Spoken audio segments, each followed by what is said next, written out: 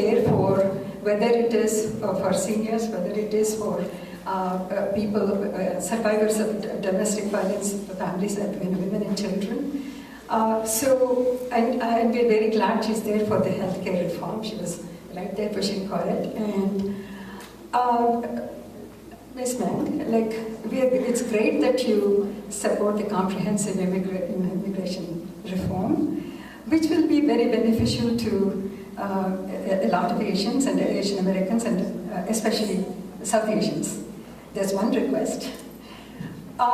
We at SACSS, for us, healthcare is a major focus. And we are concerned that a whole lot of undocumented people are left out of the health reform.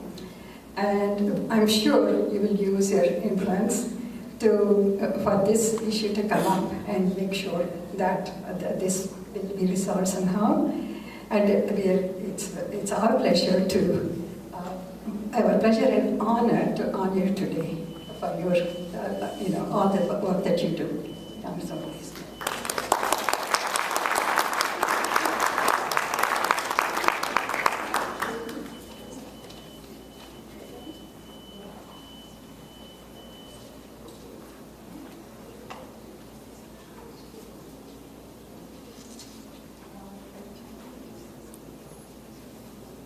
As Sudha said, it is our honor and our privilege,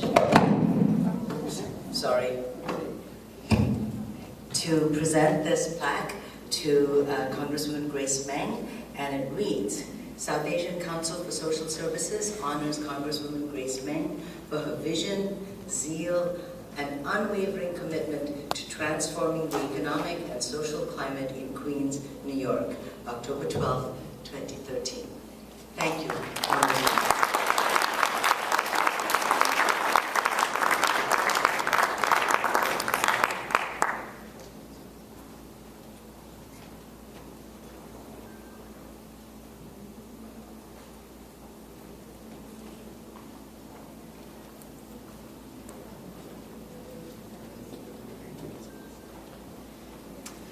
Good evening, everyone.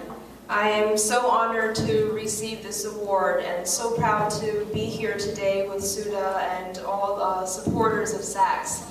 And these days, with all that's going on in Washington, I have to make a disclaimer and say that I was just there because people say, what are you doing here? You should be working.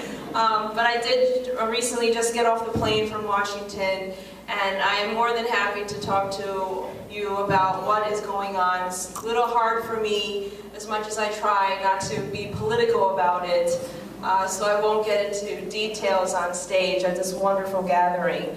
But SACSS to me has always been an organization that's been there for the community as long as I've been in public service. And they, in so many ways, exemplify what community organization and what an effective organization should be.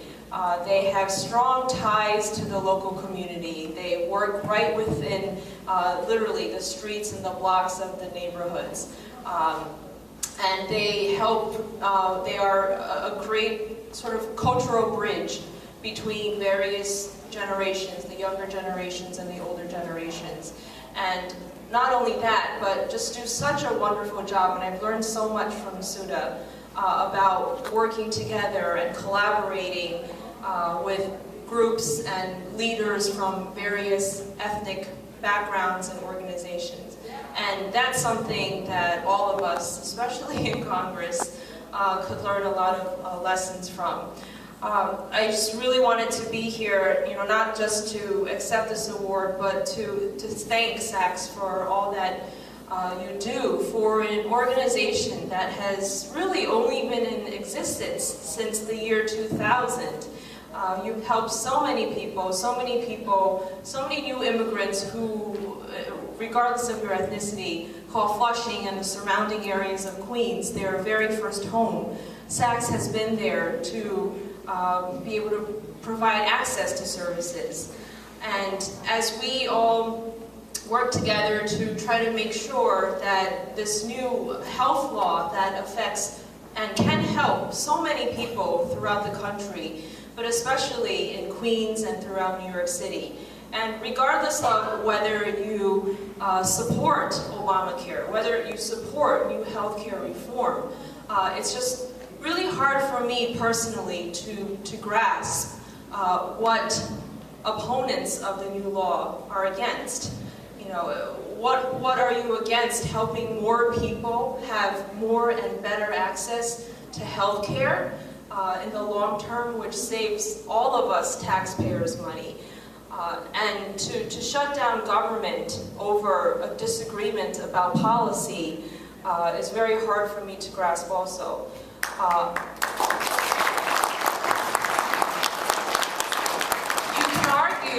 On the other side, that there are a lot of policies that we want too.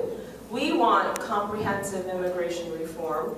We want fairer tax reform to the average citizens of New York and Americans. But we don't ever propose shutting down government or absolving ourselves of duties that we were elected to perform. So I won't get political, but I just really, I didn't call anyone names, but I do want to give credit because there are, I'm told, 20 to 30 people on the other side of the aisle who may and hopefully will still be supportive. I don't want to label all Republicans as non-cooperating and non-collaborating. There are some who are and hopefully will still be very helpful. But really, you're not here to talk about the shutdown like I think everyone wants to hear. But so many people are just so confused. So many Americans are hurt. I just feel the need to address it. People have asked, why can't the Democrats just vote for these individual piecemeal bills that are coming up in the House? These bills, which address only a very small fraction and a very small minority of the functions that the budget has to address and that government has to stay open in order to make government work for all of us. And so there are literally people who don't know when they will get back to work. They don't know when they will get paid next. They don't know if they'll be able to make their next rental or mortgage payment. And research and development is probably going to be set back at least 10 to 20 years if we don't get this resolved soon. So I just want to, on that note, thank SACSS because in light of what's going on, the work that all of you do is even more important.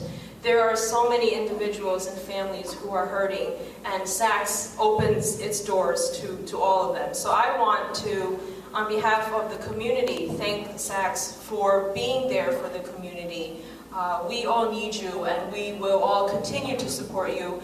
A long time ago, when the New York State Assembly had discretionary funds, we attempted to give SACSS money. A long time ago, one day, if Congress ever had discretionary funds again, organizations like SACSS and individuals in our communities greatly benefit from those monies. So thank you for being supportive of SACSS. Thank you for this award, and I really appreciate it.